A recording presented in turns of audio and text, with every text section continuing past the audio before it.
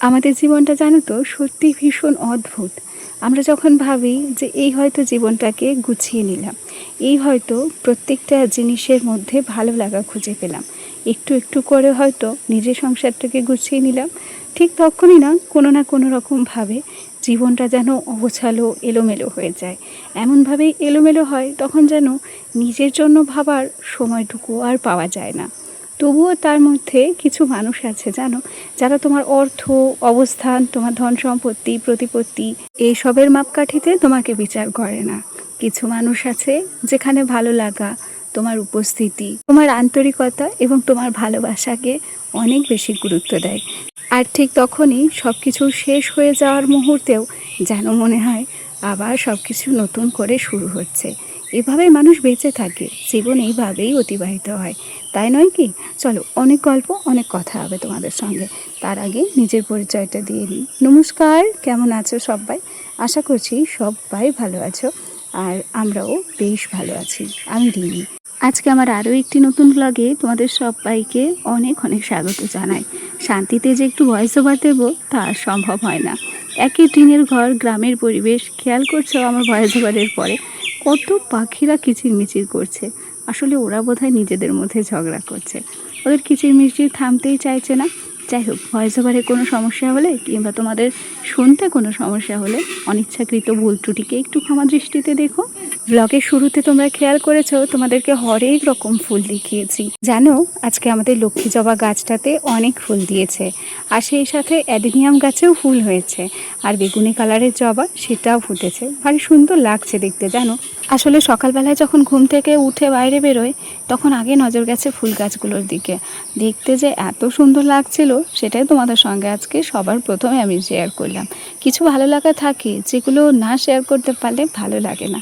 আচ্ছা, গল্প করতে করতে বাসি নাইটিটা চেঞ্জ করে নিয়েছি, অফ ক্যামেরায় সব কাজ করে নিয়েছি। জানো, আজকে থেকে আমার ছেলেটাকে স্কুলের গাড়িতে দিয়েছি।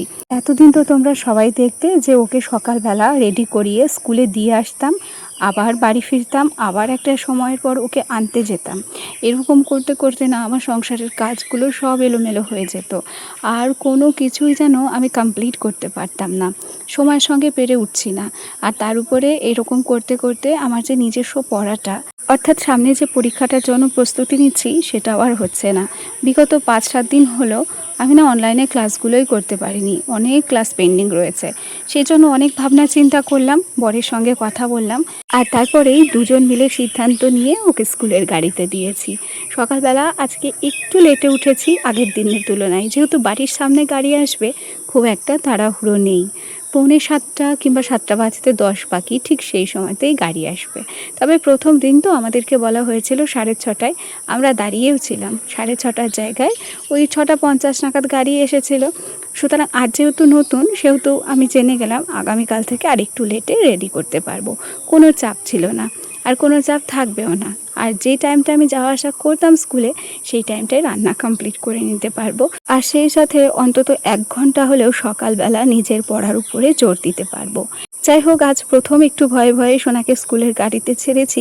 তবে যত স্টুডেন্ট ছিল সবাই আমারও চেনা এবং আমার ছেলেরও চেনা, আশা করি কোনো রকম কোনো অসুবিধা হবে না। যাই হোক, সোনাকে স্কুল গাড়িতে ছেড়ে দিয়ে এসে তারপর ভাবলাম যে একে একে সমস্ত কাজ কমপ্লিট করি। আজকে একটু করলাম হচ্ছে ডাল, আর ডালে জানো তো কারি পাতা সম্বারা দিয়েছি।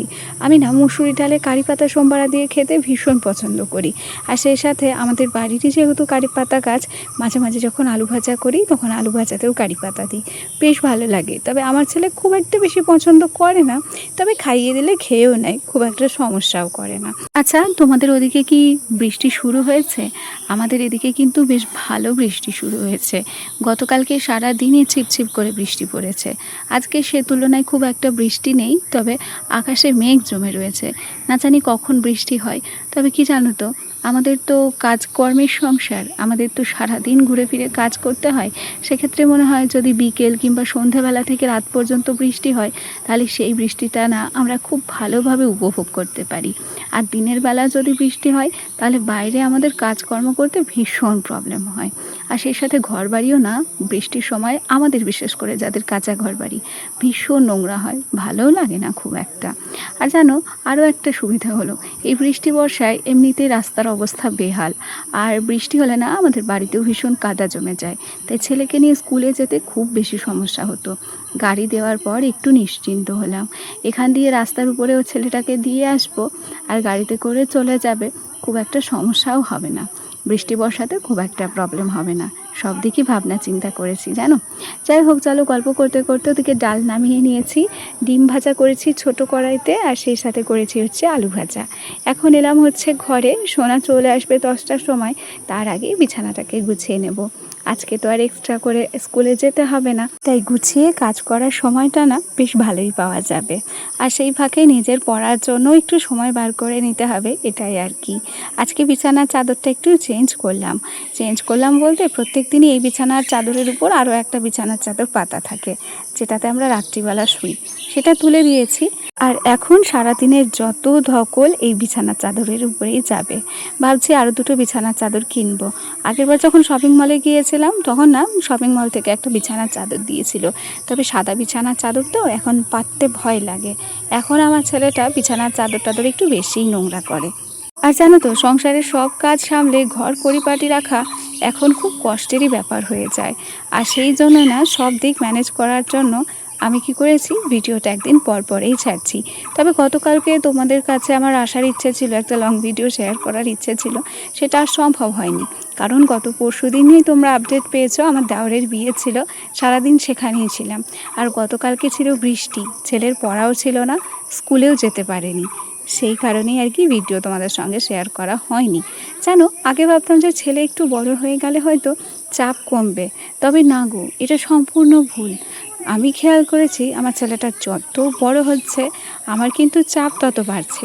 যেমন ওর পড়ার প্রেশার, কাজের প্রেশার, নিজের পড়া সামলানোর প্রেশার, সব মিলিয়ে ওকে সময় দেওয়া, এগুলো করতে করতে কোথাও যেন গিয়ে নিজের জন্য আর সময় পাচ্ছি না, এডিটিং করার সময়টাও হচ্ছে না।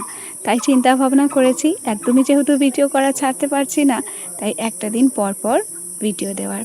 আচ্ছা, তোমাদের সঙ্গে গল্প করতে করতে এদিকে আমি কিন্তু আলনাটাকেও গুছিয়ে নিলাম। আর যে বিছানার চাদর মশারি ছিল সেগুলোকে আমি রেখে দিলাম হচ্ছে শোকেসের মধ্যে। জানো, আজকে আমি যখন ভিডিওটা তোমাদের সামনে পোস্ট করব তখন আমি কিন্তু আজকে ব্যাকগ্রাউন্ড মিউজিক দেব না, কারণ বিভিন্ন প্রকারের পাখির ডাক আমার কানে আসছে, সুতরাং তোমরাও শুনতে পাচ্ছ ভয়েস ওভারের মাধ্যমে। যাই হোক, চলো গল্প করতে করতে সব কাজ কমপ্লিট করেছি। আর সকালবেলা যে ফুলগুলো ফুটেছিল সেগুলোকে আমি তুলেছি এবং ঈশ্বরের চরণে দিয়েছি। আমি কিন্তু সাদা ফুলগুলো রাধা মাধব, গীতা এবং গুরুদেবের চরণে দিয়েছি, আর বাড়তি যে ফুলগুলো এগুলো আমি সিংহাসনের বাইরেই সাজিয়েছি। চলো তবে আসি।